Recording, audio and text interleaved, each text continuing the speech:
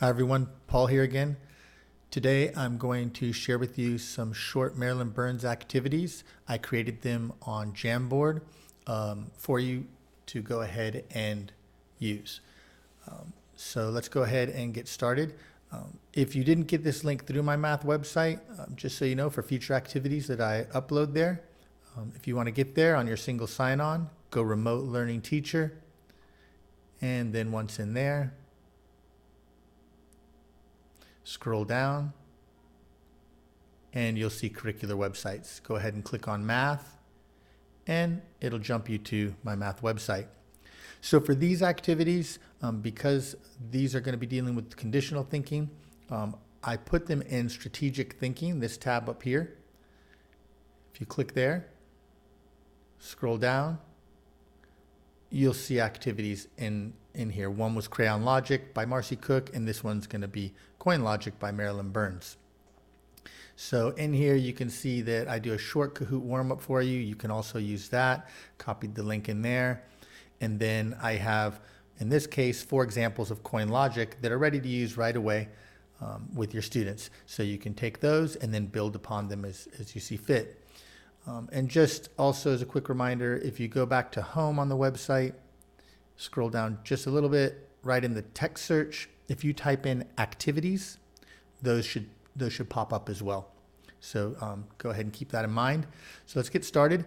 I'm going to jump onto Jamboard, where I created these short assignments. And if you're not familiar with Jamboard, there's a short video that you can also just type in activities on my website, and it should pop up for Jamboard on how to use it.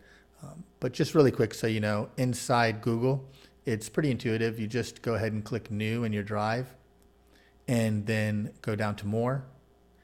And over here, you'll see Google Jamboard to get started. And in short, it's a blank whiteboard.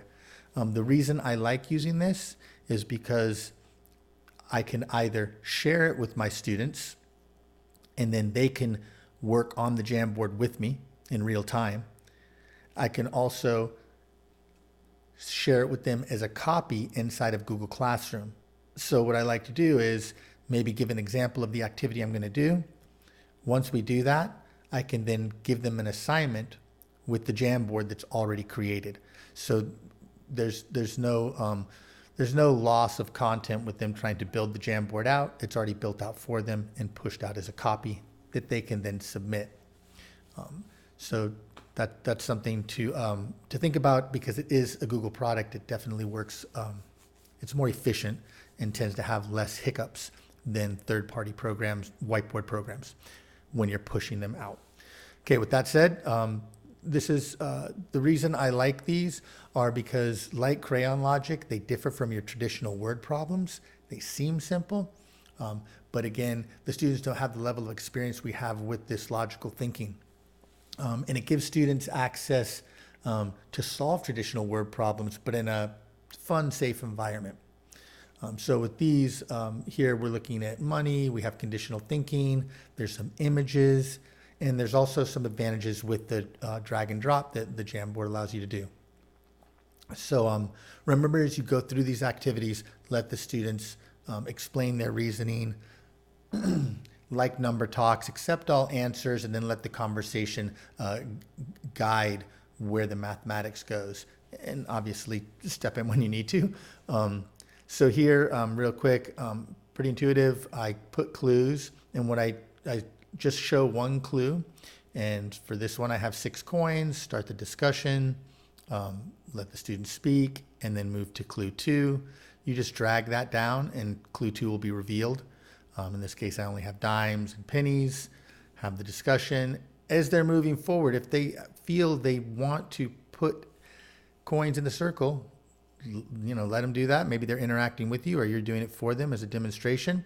And it's the drag and drop, reminding them how that works, and then reveal the next clue, have your discussion until you finally get to the last clue and see where you've arrived and carry on the lesson. Now this one is a 6-coin logic, so this one to start off would be maybe not the best example. So what I did is I made coin logic for 2 coins, 3 coins, and 4 coins. This doesn't require all the conditional thinking that is for the 6 coin, but it's a great place to start. So like in 2 coin logic, it's just, I have 2 coins worth 11 cents, and then start there.